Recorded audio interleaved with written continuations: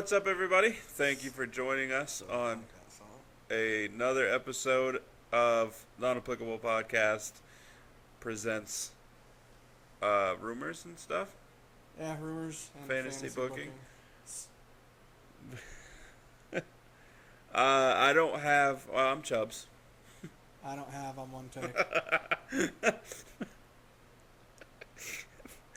Facebook and Instagram, NA.podcast919. Twitter is at NA_podcast 919. We're there also. It's on the screen. When you record multiple things at once, you're like, I already done an intro. Yeah. Like, share, and subscribe. Share, like, Stuff. and all that stuff. So, as I was saying before, I have nothing Behind my back, raccoon. for rumors. So, Mine are one mostly take? just stories. Take it away. So, I mean, you've probably heard this. Most people have heard this. That with the Hardys losing the tag team belts, it may just lead into them breaking apart and Jeff having his singles push for a while. Right. And I don't know, assuming you saw, but with with Rebby having their second kid finally, Yeah. that's one of the reasons why they haven't been on TV is because one of the agreements to them coming back is that when she was due that WWE would give, well, both of them, but definitely Matt time to be there, for the birth, Right. and to be there to help out and whatnot. So they've been given some time off for that. She had said in a tweet that Matt would be broken before the birth of their child. Yeah, because it was taking longer than it was supposed to. Yeah. Yeah. Also, I think that if they do break up and then Jeff goes on and gets a singles push, that should be what breaks Matt. And honestly, that would make the most sense. Or, like, maybe Matt comes to help and inadvertently Jeff pushes him off something through a table or something, you know what I mean? Because out of the two of them, obviously, Jeff's the one that carries the wrestling portion of the matches. Yeah. So them breaking apart's fine for Jeff. It's not good for Matt. No. Unless he's literally just going to be a cheerleader for a while. Until, like I said, like maybe he gets involved in a match trying to help Jeff, and Jeff inadvertently hurts Yeah. Matt. Breaks him. Yeah. And then it leads into... so that's also what I was getting to. It's also been rumored that with them having the little bit of time off with Rebby having her kid, that they also may be in less public talks with TNA trying to finalize the stuff for the broken gimmick. Okay. I think it was the last week we were talking about, or one of the weeks we were talking about, where you were saying that you thought, because it was rumored that Cody did sign with Ring of Honor. Yeah. Ring of Honor, and you thought so because you hadn't seen him in Impact, Right. and there hadn't been any implications that he'd be back. Well, he hasn't technically signed with anyone yet, but he's also not going back to Impact. I guess his wife, who is also a wrestler, she's on TNA? She's on one of them. I don't remember. Brandy. Yeah. She said that he'd fulfilled all his dates with Ring of Honor, New Japan, or with Impact, but New Japan and Ring of Honor would be occupying all of his time.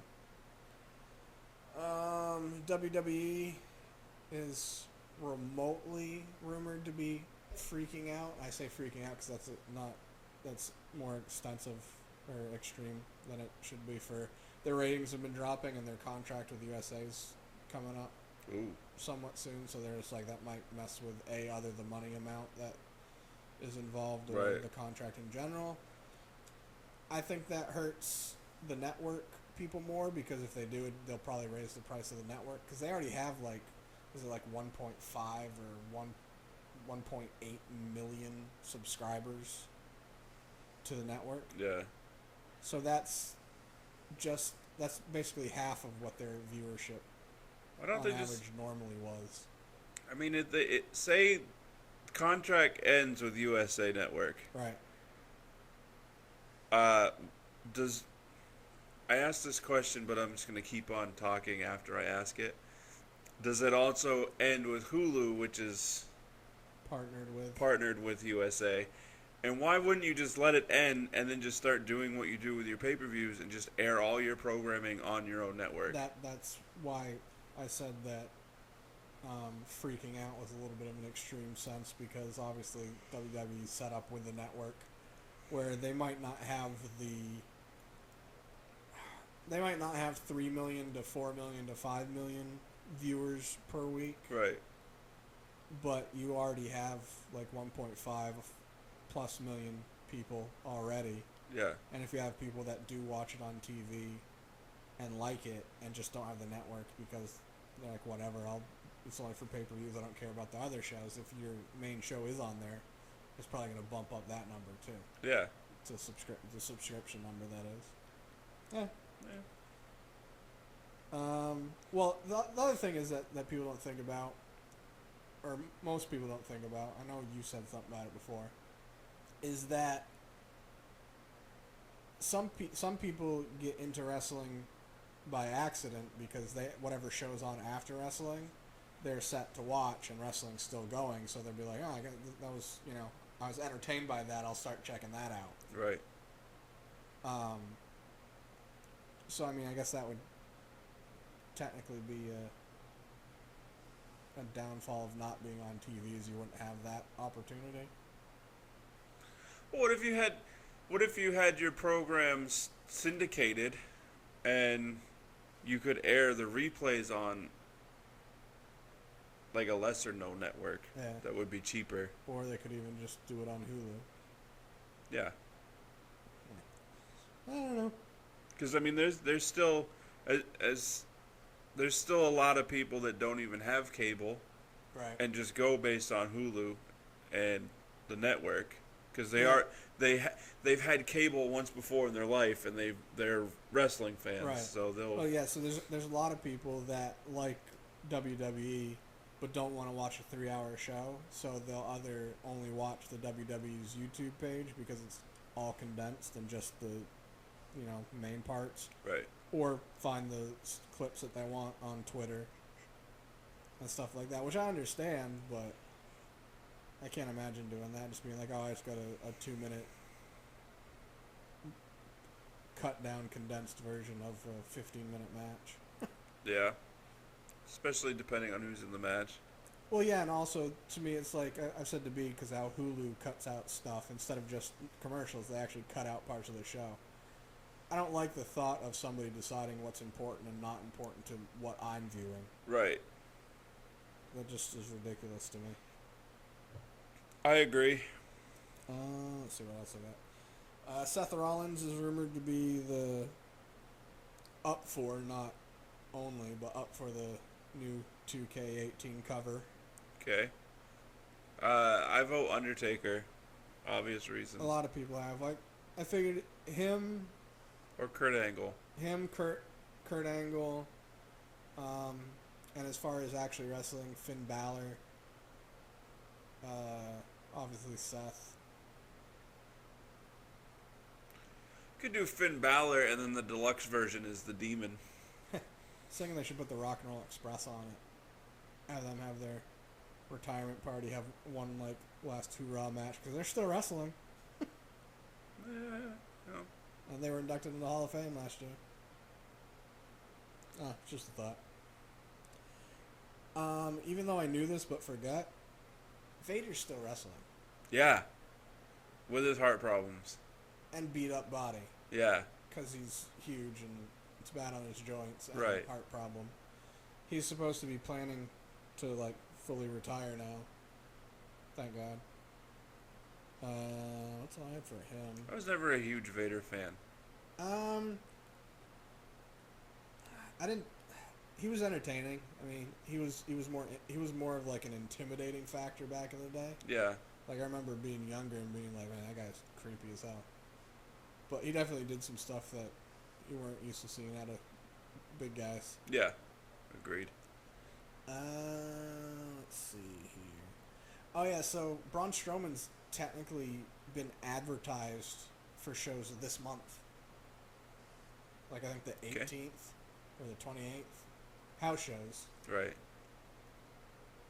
am I the only one that thinks, like, I know they do it to sell tickets,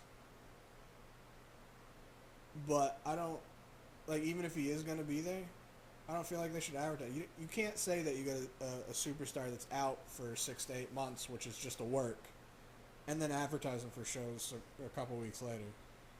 Yeah. You know what I mean? I agree. I get that it's house shows and they're trying to sell tickets, but your card should be good enough without that.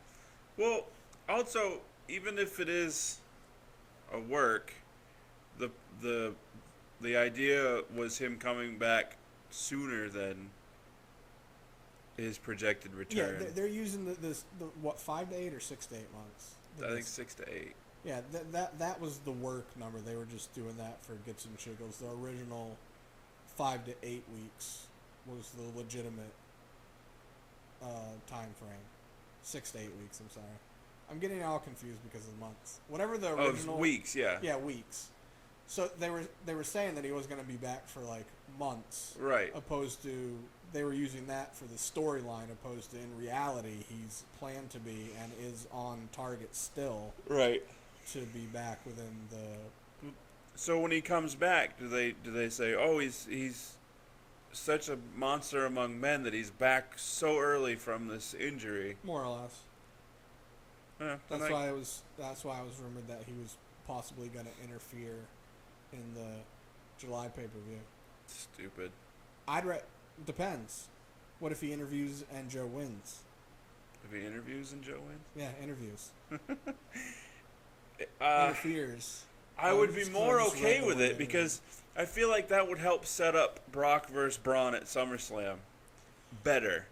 You cost me the belt, now I'm going to destroy you. Not only that, but even with Brock supposing to do more now, he's still not going to be on TV often at all. So him having the belt is worse for the belt and worse for the brand. Agreed. It's smarter for them to take the belt off from Brock, have him have a safe loss where somebody costs him the belt, have Joe have the belt for a while. It's been rumored that maybe him and Finn Balor would have a match at SummerSlam. I know they had their NXT stuff, but literally off from the, I never lost my belt, he's got it, I want it, it's mine.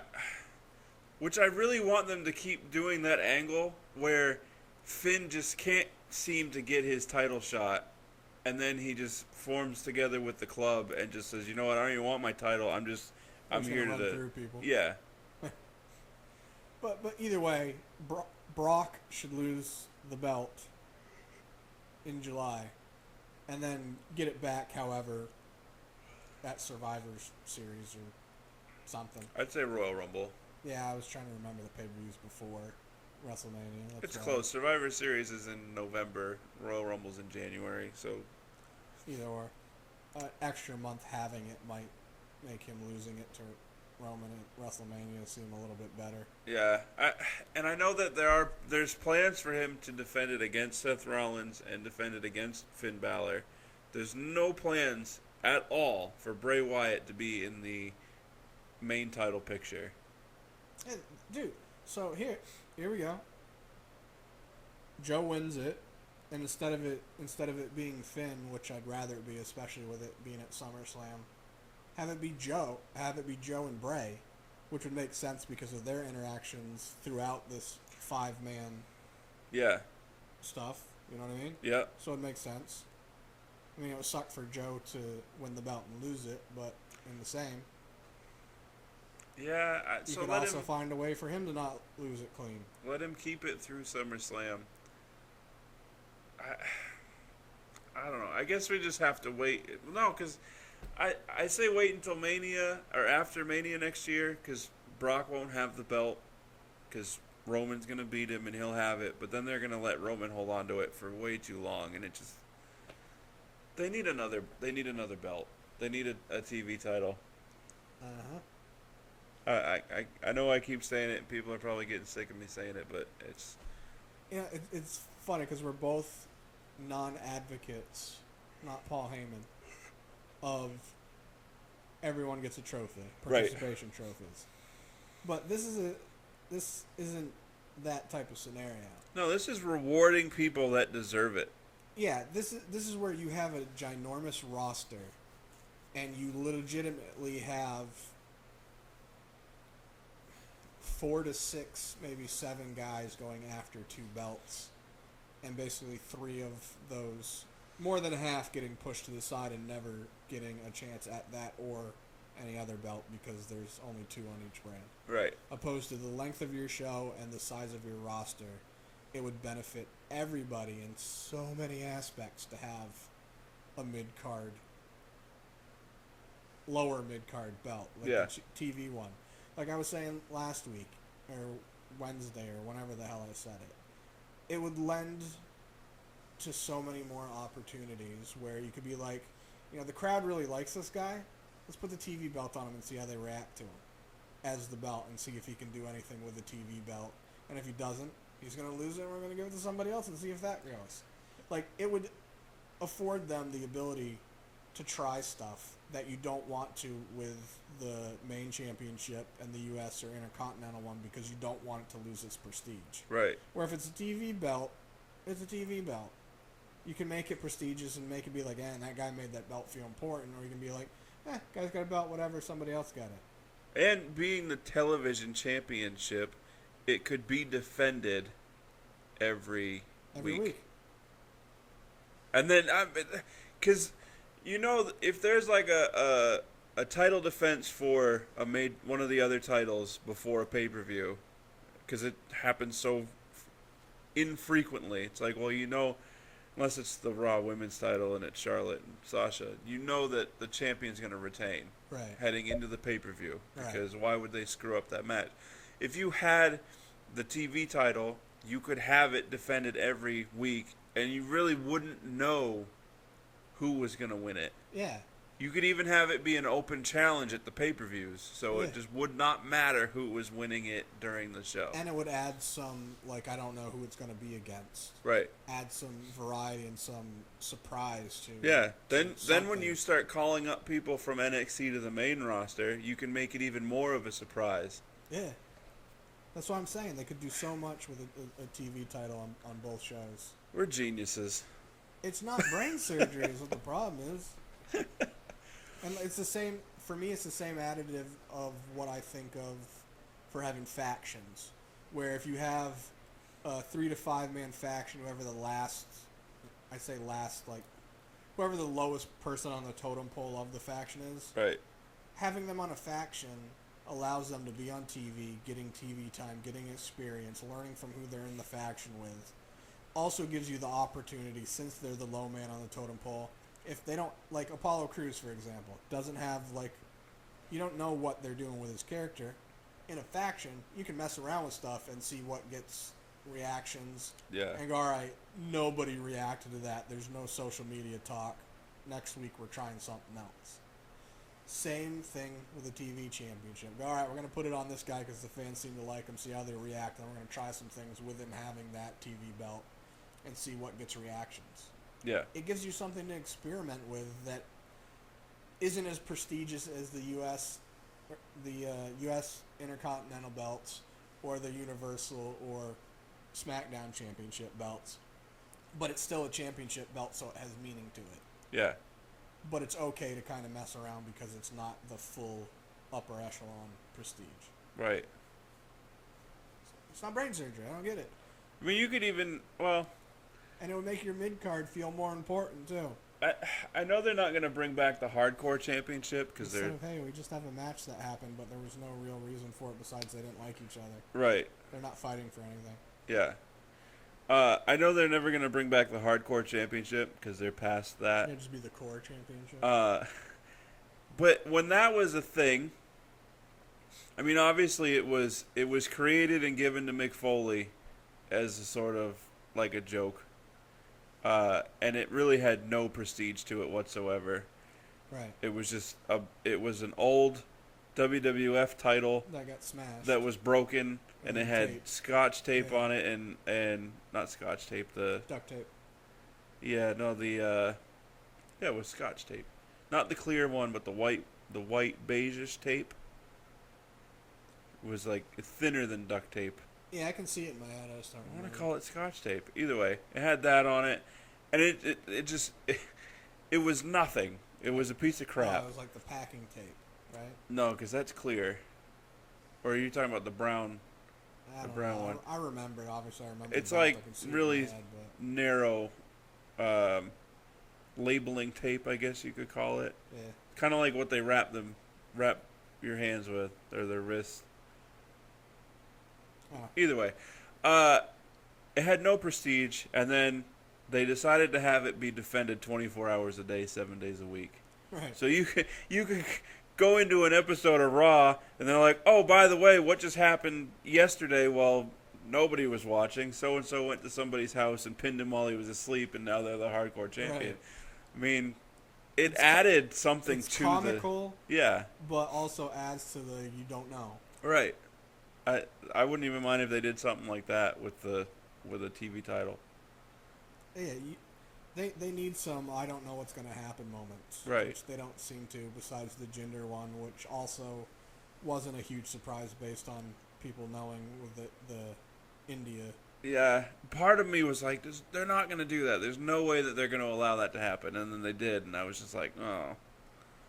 Like we've said numerous times, if he wasn't so boring in the ring, I probably wouldn't care as much because it was at least something different.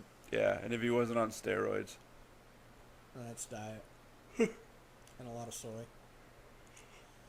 Let's see, what else? Oh, it was reported that with the reception of the Fashion Files, they don't plan on ending it anytime soon. Good. Thank God, because it's hilarious. Until they decide to just butcher it. Actually, I'm probably late because I think they're doing it already. Is WWE's doing another, excuse me, oh no, in September. Ooh, hiccups. In September, they're doing another show in Japan. It may be a special. Oh, like the Beast from the East one with Brock Lesnar. It was on the network. Yeah. And he destroyed Kofi Kingston because It's Kofi Kingston. That's all I got. all right. So, for fantasy booking, I believe we agreed last week that we would talk about a fantasy booking for the Shield. Well, the thought process was, which I was going to remind you, but I didn't, is I was saying how it was rumored, which was a total grain of salt rumor, that the club would help Finn Balor at Extreme Rules. Obviously didn't happen. And then form the club. And then it was also rumored that sometime either at the end of this year or into next year sometime that they do a brief reuniting of the Shield. And that's where you're like, oh, we'll do fantasy booking for the Shield. And then I reminded you, like, why do I say things? Yeah, because you reminded me, and I started thinking about it, and I was just like, I don't know why I agreed to do that. I don't really have anything for it. I've been thinking about it a little bit. Mine's going to be based mine's going to be based on factions in a fantasy booking opposed to it just being the Shield. Mine's kind of based on the New Day. Mine doesn't even have the New Day involved. So, do you want to go first? If you want me to get mine out of the way, because I'm already almost done with it. Yeah, go ahead. Mine was literally so, to go off from what you were saying, how, Finn can't seem to get the championship or can't get his opportunity. Like, it's not like he gets matches and loses. Right. It's just he's in the Fatal 5-Way. He's in the Triple Threat. He's in all these ones, and he keeps, doing his finisher and then getting thrown out of the ring and the other person pinning. And that just keeps happening. And he's just like, all right, I need backup. Cut to the Good Broskies. Good Brother level 10. He teams up with them. They start their faction. My whole thing is obviously as the Bullet Club, they were known as a heel faction and are a heel faction. So if Finn does that, my whole thought is, he's so popular, does he stay face and they're just, a good faction? To me, it makes no sense because obviously when you have heels and faces, heels are heels because they'll cheat to win and faces won't. Right. My thought is you're gonna play to win. Play to win the game. Yes, Herm Edwards. So I didn't get too far on that, but either way, you'd have Finn starts the club, and then they basically just start demolishing everybody. And obviously Seth Rollins is in part of it, getting destroyed by them. Dean's part of it. Roman's part of it. So they decide to team up again to try to combat the club. I was going to add another one because they've been talking about Titus, the Titus brand, and trying to get more people. I think maybe they could be the comical version of it, of Apollo and Titus and Tozawa. It's really as far as I went, just them having feuds leading up to stuff. Maybe other the Shield, or I'd rather the club, the Balor Club, win the tag team championship. Actually, maybe that's what ends up turning the Shield into reuniting, is that the club does win the tag team championship. So they're beating everybody up, singles and tag team. So we gotta stop this. We gotta compete with them at least. Would they do Freebird rules for the club? Hell yeah. I'm a fan of the Freebird rule. Okay. I think it adds a lot to it. Okay. And that's really all I got, because once you said, I don't know why I say things, I was expecting to get another message from you. How about we do this instead? So I didn't put too much energy into it. Swerve. Okay, so a lot of things would need to happen, and this is why I guess it's a fantasy. Yeah, I was going to say it's a fantasy booking. It doesn't matter. They would need... Okay. So the Authority needs to return. Yeah, I was going to add them too. But on both shows, where Stephanie comes back to Raw, Triple H shows up on SmackDown. Triple H could kind of be throwing his weight around, undermining Shane, going above his head. He is above his head. Going around him in all directions. And then, I guess the Authority would need to have... No, they don't need to form anything. They just kind of just go on a rampage through the WWE. Right. Because remember, when the Shield was first formed, they called themselves the Hounds of Injustice or something. Hounds for Injustice. Yeah. Either way. It's basically to right the wrongs. Yeah. So this would make them, in this case, or this scenario, a face group. Right. But they would do heelish things. Because if you're going to cheat, we're going to cheat type deal. We're going to play even Stevens. Right. So it would start off with, I guess since they're all on Raw, Stephanie would just continuously put them in matches that they don't stand a chance. Yeah, lumberjack matches. Yeah. Handicap matches, what have you. And then they finally, over the course of time get together and decide, we were a pretty formidable trio before. Let's get back together. Let's get the band back together and work on taking out the Authority and see where this goes. So that would be their formation of it. Beyonce? And they would be, I guess they could singly here and there interfere in these matches that were the odds are stacked for the Authority, and they could they wouldn't, you wouldn't need one person, just one here and there, and then they would essentially have to trickle over onto SmackDown as well, which would be great. Just have them appear. Yeah, and it wouldn't even I don't even want any announcement of the Shield will be on SmackDown next week. It needs to be a surprise. A complete surprise. They wouldn't even. You don't even have to see them every Monday and or every Tuesday. No, it's just a Monday here, a Tuesday here. Well, where's the Shield this week? Yeah. Oh, there they are. Something like that. It could lead to an awesome feud with the New Day, where they could end up winning the Raw Tag Team titles, the Shield. Mm-hmm. But I want Roman and Dean to win the tag team titles, because Dean has said that he would love to do some tag team work again. And whereas people don't want to see Roman with a major title, why not put a tag team title on him? Yeah. And then I guess they could either do Freebird rules, or they could do Freebird rules anyway and let Seth win like the Intercontinental title, or end up winning the US title on SmackDown. Something like that. And then they end up facing the New Day. I would say at Clash of Champions, because I want to see Survivor Series would work. The Clash of Champions being a one brand show is dumb. Show is. Because it, you can't be one show. Right. That makes sense.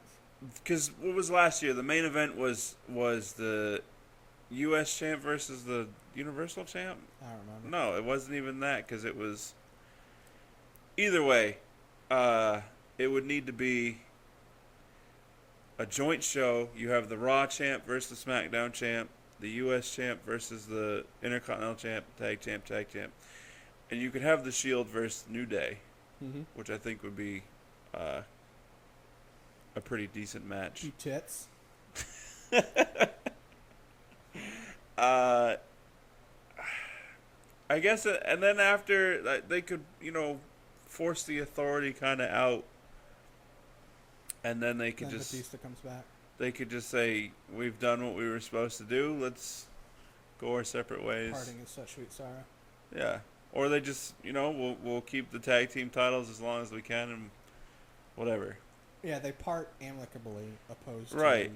to being and broken apart. Then you could just have any random time where there's some sort of injustice that happens, and they'll be there type deal. Yeah, but don't have it frequently, like right. 2 times a year maybe. Yeah. Yeah, that'd be great. Opposed to breaking them apart, have them break themselves apart. Like, hey, we lost the tag belts.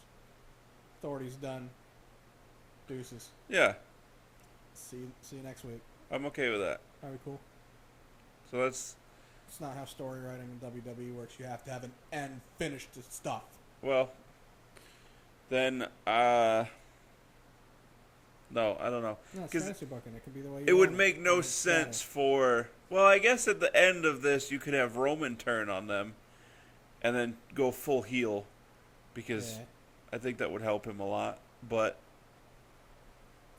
I will say he has been acting more heelish lately. Yeah. Even that interview with Mike Rome, when he was done, he was like, all right, beat it, Rome. And just the way he said it was total heel. Yeah, I agree. And I don't think it's done for the purpose of turning him heel, just so as much as the purpose of... Well, they're booing him. You think he's a heel. We'll have him do these little tiny things. So, yeah. Triple H's fault, basically. Yeah. Well, he's getting boos. I find it funny that you don't think he's a heel. It's like when Stone Cold was a heel and he was getting boos, and then he just started doing all these things that just made people like, well, that was actually pretty funny. Right. Or like, oh, that was awesome. What? So like, we're going to boo Roman until he spears 2 people through a barricade, and we're like, oh my God! Yeah, and then we like you. No, we don't. Then we'll remember it's Roman and boo him. That's all I got. And then if they do it that way, afterwards Roman needs new music. Needs to what? Needs new music. Oh. Yeah, he does. All right. I didn't even say it that way. And people can complain about his attire as much as they want. I like it. I don't give a crap that he's wearing a semi-padded vest and they don't play it into the story, even though Kevin Owens used to. I would say get rid of the vest. If you want to have him wrestle in a top, have it be his tank top. Have it be a shirt that looks like the vests he was wearing. Yeah, and then let the pants change different military colors, like the blue and the green and the black. And I think just for him, and maybe it's just because I'm used to seeing him in dark stuff, and when I've seen him in stuff with color, it looked weird. Yeah. Like when he was in FCW and he used to wear regular wrestling attire. And they have like green and white trunks. Red and white ones too. I mean, they, like still like the dark navy blue. Yeah, I was thinking sort of like even the ones you're wearing, where it's the dark grays. Yeah. or even the dark blues. Because I mean, he's not in like fatigues, but he's got the BDU pants. Yeah. Just let them be the different colors that, just not beige. No. I don't know. That's No, I mean, I'm not against that. Like, that'd be cool, but I'm also one of the people that doesn't, like, I'm not against what he's already wearing. It doesn't bug me. right. I'm cool with it. I would like a change, a subtle change. Just get rid of the vest, have it be a tank top, Yeah. or, no homo, no shirt. Yeah, I like the shirt better. Yeah. One thing I just remembered. There had been rumors about Seth Rollins changing his entrance music. Rumors were done. Oh well, this is fantasy. I can do what I want. He has put those rumors to rest, saying that he has no plans of changing it anytime soon. Because they were just going to add some lyrics to it or something? Yeah. Well, the version I heard was essentially the same, and it just had some lyrics in it, which they could do because it sounded so much better. But he said that he's always been a fan of the guys that had the same music throughout their career, and when you hear the music, you know who it is, and I agree. so he doesn't have any plans on getting it changed. I mean, I'm okay with people that, like the Usos, for example, they went heel and Yeah. changed their music. I'm okay with people doing that, but I agree with him. Yeah. Like, it'd be weird. Well, yeah, because Cena went technically heel to face, and he changed his music, and I get it, but Yeah, it's basically you're a different persona, therefore your music. it depends on if your music depicts your tone. Regardless. Bailey would need new music if she ever turned heel. Oh, definitely. Just turn what she already has into like grunge. Like Alexa's music, it works either way. Yep. Rollins, it works either way. Kevin Owens, it works either way. Jericho. Yeah, because Jericho's had his forever too. Bailey, I'm trying to think of somebody else that would need Sasha's is fine the way it is. Charlotte's. Yeah. Becky's hers is fine. Naomi's probably would need to be subtly different just because hers is total face music. She would need to change hers to full on dubstep. Yeah, from like a techno dub. Yeah, from her EDM, it would have to go to straight opposed dubstep. To it being poppy, it would need to be angry. Yeah. What do you want to fantasy book next week? I was actually thinking Kurt Angle. Okay. I'm just I mean, a thought. Just thinking like if he's gonna. I saw an article where he said a couple dream matches for him if he gets to wrestle. One's Finn Balor. He really wants to wrestle against him, and he's known Finn for a long time. AJ Styles, obviously, and then which he's been saying even before he came back to WWE is ones he's already wrestled like Triple H and Brock. Somebody else too. I don't remember right off the top though. Oh, Kevin Owens said in an interview that if he could wrestle anybody at WrestleMania, past, present, dead or alive, he said Shawn Michaels for past, because he felt that Shawn Michaels and The Undertaker at WrestleMania 25 was the best wrestling match he's ever seen. And he says he watches a lot of wrestling. Yeah. I'm going to assume he's seen the Kenny Omega-Okada match. I'm also assuming he's just referring to the brand he's a part of. Maybe. Because he says that he says, I watch a lot of wrestling. No, I meant as far as, like, who he'd want to be in a match with. Oh, yeah, for sure. And then he said present day he would love to fight Finn because he views Finn as his best friend in real life. Yeah. Because they came to NXT at the same time, and even though Kevin was only there for like 4 months. Yeah. He says. Yeah, they used to sit through the.